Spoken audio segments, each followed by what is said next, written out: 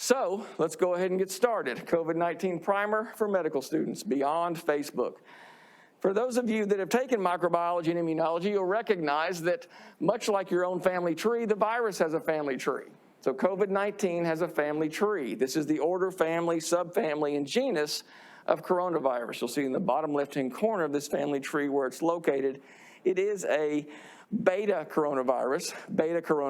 It's a novel beta coronavirus in the same genus, as MERS, SARS, and even some of our common cold viruses. So the coronavirus itself is actually a common cold virus that we see seasonally.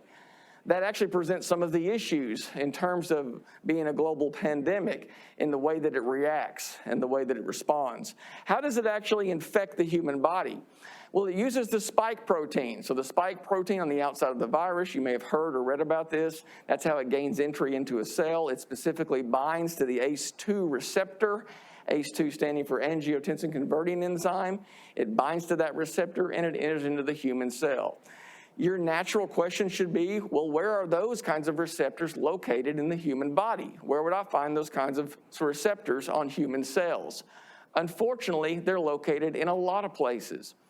Now, think about this. This is why you would see symptoms from different areas. This is why, because the virus can infiltrate a cell in the heart, this is why it might cause heart damage. Because it can infiltrate a cell in the lungs, it's why it causes lung damage. Or in the nasal passages, the kidney, the pancreas, the brain, and unfortunately, even the placenta, which is why we have documented evidence of the coronavirus being positive in the bloodstream of newborns. So this tells us actually what some of the symptoms may be and what we can expect from an organ dysfunction standpoint of the coronavirus. How is it actually spread? Well, it actually comes through your nose. It's spread through the nose. It can come through the eyes, though that's less common. You'll hear more about that. I think Dr. Fauci made a comment about using eye protection now. It's less likely to come through the eyes, though it's possible, but just because it's spread by respiratory droplets. Chiefly, though, through the nose and the mouth. It migrates down the back of your throat and into your lungs. And that's what makes testing for it difficult, because it moves.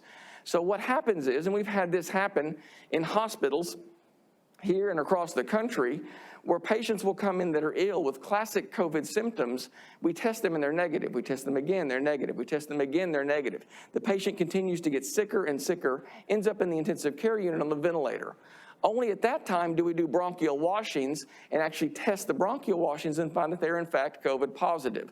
The reason why the previous tests were negative is because the virus migrated from the back of the nose down the throat into the lungs. So when we tested the nose, it was no longer there. So that actually points to some of the inaccuracies of the testing that we have right now. Very contagious respiratory virus, spread by respiratory droplets, which are basically small water droplets that are full of the virus that largely travel 3 to 6 feet out in front of somebody that is just talking. It's different where they're coughing or sneezing, things of that nature. We'll talk about that in a second in terms of the utilization of the mask. It can live on surfaces. We thought initially it could live on surfaces for days or even weeks, and we're finding that's not necessarily true now. The new data, the new evidence shows it probably doesn't live more than 24 hours or so, largely on hard surfaces, hard, smooth surfaces like glass. It doesn't live very well on porous surfaces. It doesn't live very well at all on cloth. And so those are, in terms of the worry about surfaces, you'd want to clean hard top surfaces thoroughly at least several times a day. There's a debate on whether it's aerosolized. There's a difference between being spread by respiratory droplets and aerosolized. Respiratory droplets is going to spread right out here in front of me. Aerosolized is going to hang out in the air. It's going to be sucked up in the ventilation system, and it's going to infect the person in the office right next to us. That's a big deal. If the virus is aerosolized, we're going to see a lot more spread that we didn't expect. And we're going to have to rethink how we protect people through the ventilation system specifically. The virus itself is actually pretty sneaky. What I mean by that is this virus can run under the radar of your immune system for several days. Your immune system does a really good job when it gets triggers. So when it knows something abnormal is going on in the body, then it can send out these signals and it can kind of create the fighter cells and kind of bring in the cavalry. When it doesn't know something's wrong, it can't respond. This virus does a really good job of getting into your body, reproducing, and then shedding itself before your body even knows it's there. That's where the asymptomatic spreader comes from. So those of you in this room could actually have COVID-19 now, but you feel fine. You have no fever, you have no aches, no headache. I feel just fine. But the virus is actually replicating and spreading before your body even picks up on it. Makes it very difficult to track, makes it very difficult to get ahead of, and obviously one of the reasons why we're in the middle of a global pandemic. Your at-risk groups are, as you would expect, somebody that's older, somebody that has an underlying heart condition, obesity, diabetes, lung disease. There's an interesting group of children that have underlying medical conditions.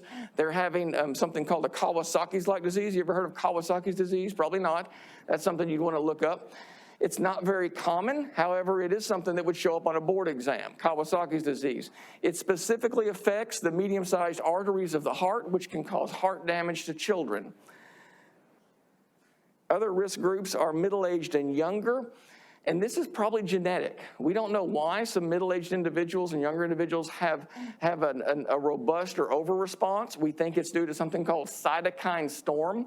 Cytokine storm is when your body gets enraged about whatever foreign entity is in it, a foreign virus or what have you, and just gets upset and starts ravaging the inside of the body. That's a bad thing. And so that's kind of what we think is going on there. Oh, let me back up one more. Next Strain is a website in the top right-hand corner. When people say, I'm pretty sure that I had this COVID-19 last September, you could say, no, probably not, because we know genetically where the virus started, and we've tracked it since it's come across the United States and across the world.